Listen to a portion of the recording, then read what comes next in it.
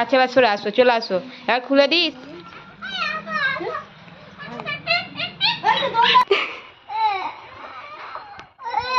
Hello everyone, welcome to my YouTube channel. তো বন্ধুরা দেখতেই পাচ্ছ এখন ঘড়িতে বাজে হচ্ছে 10টা 40। তো এখন থেকে আমি ভিডিওটা স্টার্ট করছি। তো আর দেখতেই পাচ্ছ আর কি ওয়েদারটা কতটা ফ্রেশ। তো যাই হোক, ওপর থেকে এখন নিচে এলাম।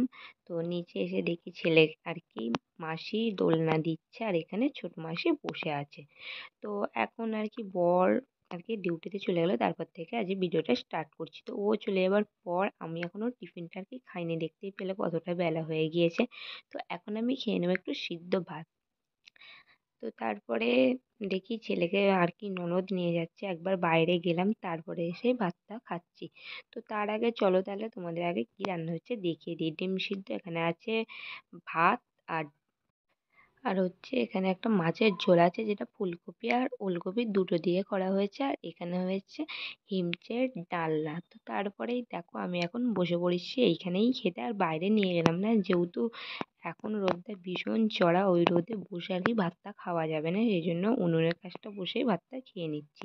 তো তারপর খাওয়া হয়ে গেছে, খেয়ে উঠে এসে ছেলের দুধটা গরম করছি। তো দুধটা যেহেতু গরম করা হয়নি, সেই জন্য গরম আর কি বসিয়ে দিয়ে চলো তাহলে টুকটাক করে এবার কাজ সেরে নিই আস্তে আস্তে। খাওয়া তো হয়ে গেছে, এবারে রান্নাঘরে বাসনপত্র আছে সেগুলোকে মাজা ধোয়া এই কাজ। তো ওগুলো দেখো বাইরে বের করে দিয়ে চলে এলাম। তারপরে তার মধ্যে আর কি আমার দুধটা গরম করা হয়ে গিয়েছে, তো দুধটা দেখো ঢেলে রাখলাম। তো সসপ্যানটাও একেবারে ধুয়ে নেবো সেই জন্য। আর দেখতেই পাচ্ছ কত রান্না বান্নার সব বাসনপত্র পড়েছে, সেগুলোই নিয়ে আমি একেবারে চলে এসেছি কলপাড়ে। তো সব আর কি আস্তে আস্তে চলো তাহলে ধুয়ে নিই। তারপরে আর কি আছে, আমার ছেলের একটা সোয়েটার ভিজিয়ে দিয়েছি, সেটাও আর কি ধুতে হবে।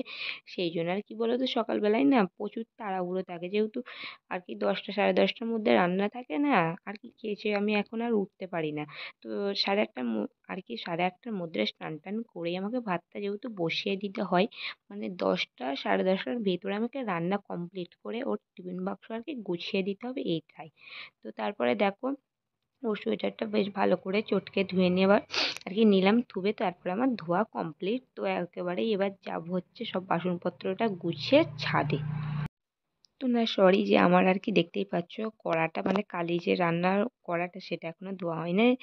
আর কি ছোট মাসি কলে ঢুকবো, সেই জন্য কি করেছি জলটা বাইরে নিয়ে যাব, সেখানে গিয়েই ধোবো। আর তারপর দেখতেই পাচ্ছ ছাদ ভর্তি আজকে জামা কাপড়, মানে মাসি এসে সব দিয়ে গেছে। তো আমারগুলো অলরেডি এক পিঠটা শুকিয়ে গেছে, আমি প্রথমে একদিকটা আর কি উল্টে দিয়েছি, তারপরে গিয়ে আমার ছেলের সোয়েটারটা দিয়ে দিলাম। আর আমার ছেলের কাণ্ড দেখছো, শাড়িগুলো নিয়ে কি করছে, মানে ও যেখানেই থাকবে সেখানেই মানে এরকমভাবেই অন্যায়, ওর এটা ছাড়া কোনোই কাজ নেই। তো আমি আবার সুন্দর করে ওটা আর কি শাড়িটা মেলে দিচ্ছি।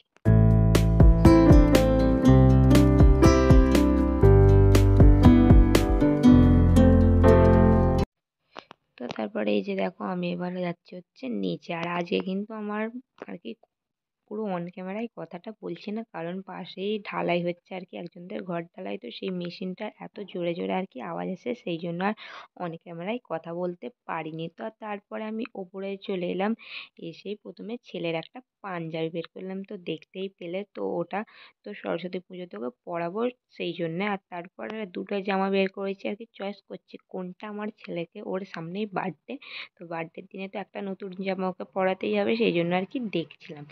তো তারপরে পাঞ্জাবিটা আর কি আমার দিদির বিয়ের সময় আমাদের ওখান থেকে দিয়েছিল। তো এটা দেখছিলাম আর কি ছোট হয়ে গেছে না ঠিকঠাকই আছে এরকমটাই, একবার ভাবলাম যে চলো তাহলে পরিয়ে দেখাই যাক। তো দুবার মতো আর কি পরা হয়ে গেছে, এখনো ইস্ত্রি করা হয়নি। তো দেখতেই পাচ্ছ পাঞ্জাবিটা যেন কিরকম হয়ে গেছে, সেই জন্য ইস্ত্রি করবেই আর করবো বলে আর কি মেনলি বের করেছি।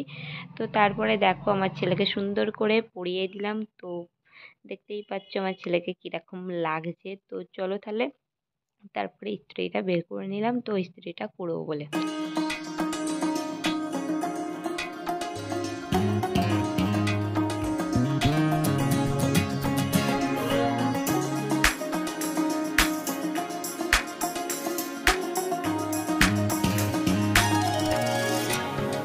আর সরস্বতী পুজো কিন্তু একদমই দেরি নেই, আর 7 দিনের মতো বাকি। দেখতে দেখতে কিন্তু চলেই আসবে, সেই জন্যই আমি মেনলি উপরে এসে কদিন ধরেই ভাবছিলাম, কিন্তু হয়ে ওঠে না। আর আমার ছেলে কিন্তু সরস্বতী পুজোর দিন আমি কিন্তু পাঞ্জাবি পরিয়ে দিচ্ছি, মানে যেদিন থেকে ও সরস্বতী পুজোটা আর কি নিয়ে যায়। আমিও যেহেতু যাই, সামনে আমাদের স্কুলে আর কি পূজা হয়, সেখানেই আর কি অঞ্জলি দিতে যাই, আমিও যাই, ছেলেকেও নিয়ে যাই।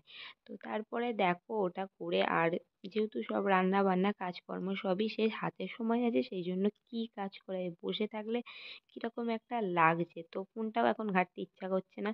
সেই জন্য কি করলাম, এগুলো দেখছি প্রচণ্ড ধুলো পড়ে গেছে, তাও তো দেখছো প্লাস্টিকের মধ্যে আছে, প্লাস্টিকের ওপরটাতেই প্রচণ্ড নোংরা পুরো পড়ে গেছে, মানে সাদা প্লাস্টিক তো বোঝা যাচ্ছে। সেই জন্য কি করেছি, ওগুলো পেরিয়ে নিয়েছি, আর তার সঙ্গে পেরিয়েছি এই ফুলদানিটা, এই দুটো পরিষ্কার করে আবার রেখে দেবো। মিনিট বিয়ে থাক, তোমার হাত দিতে হবে না।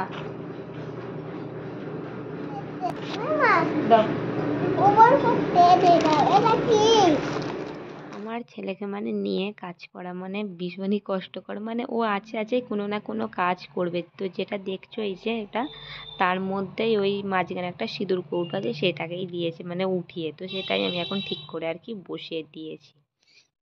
ওপর থেকে নিচে এলাম, তারপরে ছেলেকে স্নান টান করিয়ে 12টার সময় করেই ওকে ভাতটা খাইয়ে দিই। তেমনটাই খাওয়ানোর পর দেখো এখন সবাই মিলে বসে আছি, মারাও সব গল্প করছে, আমিও এইখানটা বসে আছি।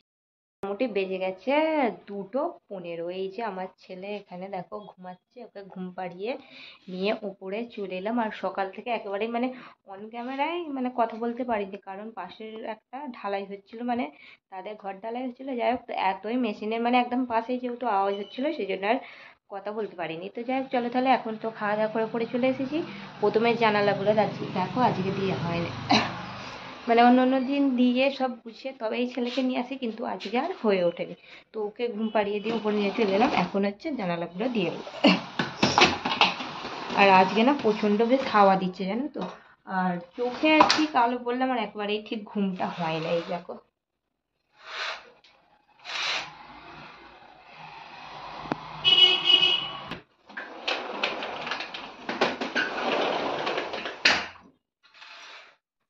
তো তারপরে একেবারে দেখা হচ্ছে ঘুম থেকে উঠে মানে বিকাল বেলাতে।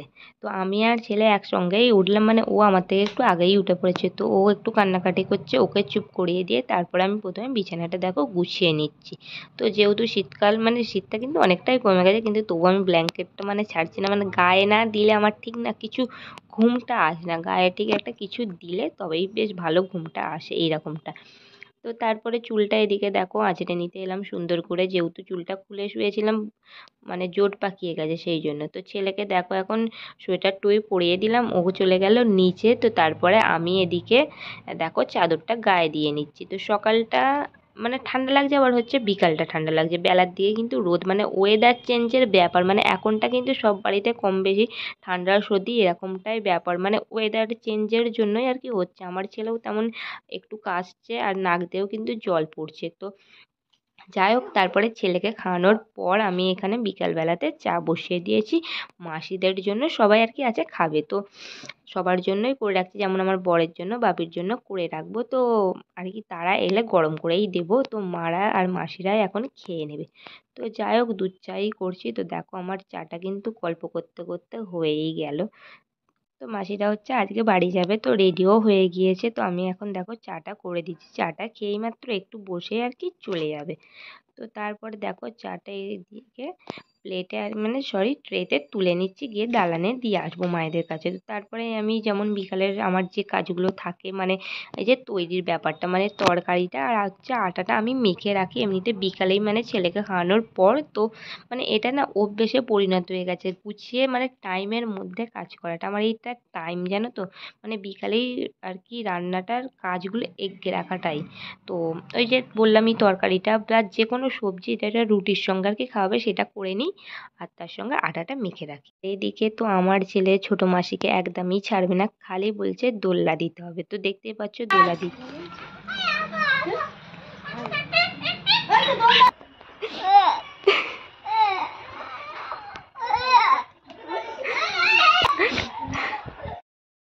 তো মাসিরা তো বাড়ি চলে গেল, তখনই আমার ছেলে খুব কান্নাকাটি করছিল, যেহেতু দুদিন ধরে ছিল, তো মানে চলে যাচ্ছে, সেই জন্য ওর একটু খারাপ লাগছে।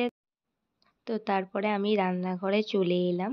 আজকে রাত্রিরে আর কি মুসুর ডাল সিদ্ধ, আর তার সঙ্গে হবে রুটি। তো আমার দেখো এখন ডাল কিন্তু অলমোস্ট কমপ্লিট হয়ে গেছে, একটু পাতলা পাতলা করেই আর কি করা হয়েছে ডাল।